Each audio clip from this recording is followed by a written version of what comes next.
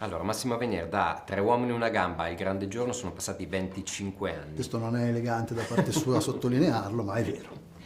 È più facile o più difficile oggi dirigere quei tre là dietro?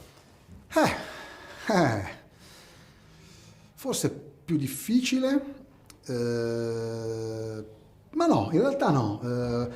È più difficile perché diciamo che se in Tre uomini e una gamba parliamo, quindi agli inizi proprio di questa avventura in cui tutti quanti noi eravamo un po' inconsapevoli, non sapevamo cosa stavamo facendo e andavamo molto distinto, e quindi era facile per il semplice fatto che lo facevamo come ci veniva. Certo.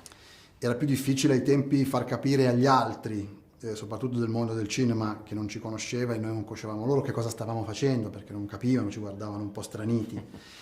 E quindi io dovevo tenere botta, perché sennò loro avrebbero fatto tutto. Che sta a fare questo? Era questo un po' il concetto, no?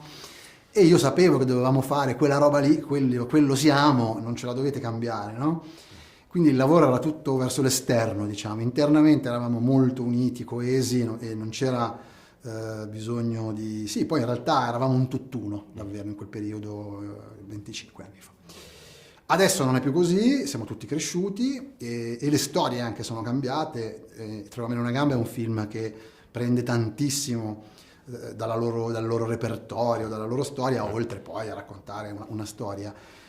Qua invece stiamo parlando di un film che, questo in particolare, lo abbiamo scritto quasi come se fosse un film che potevano fare anche altri tre attori. Poi lo facendolo loro ovviamente abbiamo assecondato la loro natura e i loro talenti. E quindi ovviamente la direzione in questo caso è più complessa, perché il personaggio non è più la persona, diciamo. O almeno non completamente, perché io poi ci tengo molto che invece un po' di realtà dell'individuo, soprattutto di loro tre, venga fuori. Assolutamente. Senta, lei in questi 25 anni li ha visti, no, nella loro evoluzione, gli alti e bassi. Oggi però Aldo, Giovanni e Giacomo sono passati anche a generazione di bambini di 10 anni. Sì, è incredibile. Qual è il segreto secondo lei? Perché poi credo i genitori, no? Nel senso che quando io ho lavorato con loro fino a un certo punto, ho fatto i primi 5 film, e quei film, io insomma lo posso dire perché li ho vissuti, quindi sarei falso modesto se non dicessi che sono stati amati in maniera non normale dal pubblico. Cioè quello che si viveva nell'amore che il pubblico, a parte il divertimento e la gioia, ma c'era proprio qualcosa di più, sì, che è rimasto, perché appunto non è svanito con lo svanire del film, ma è rimasto intatto.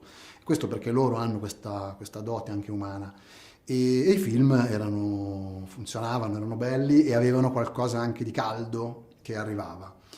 E questa specie di mezzo miracolo secondo me ha fatto sì che, tant'è vero che quando fanno i film spesso li rifanno Tre uomini e una gamba, che ne sono felice, ci sono proprio le comunità che scrivono, e io ogni tanto guardo perché è quasi, cioè è commovente vedere quanto amano quei film, le battute, poi è una gioia di allegria. sì, è una cosa... Quanto se ne sono passati poi, no? Io penso che i genitori abbiano trasmesso ai figli, e molti figli che non erano neanche nati quando noi facevamo questi film conoscono, e sono film che comunque spesso ai bambini sono piaciuti, tanto che ai miei figli li ho fatti vedere quando sono diventati grandicelli, e gli sono piaciuti, per cui quel trio lì secondo me non smetterà mai di essere quello che è sempre stato, è una cosa stupenda. Verissimo. Brevemente, l'ultima domanda, la sua commedia preferita? L'appartamento. Billy Wilder. Un collega. Grazie mille. A lei. Comunque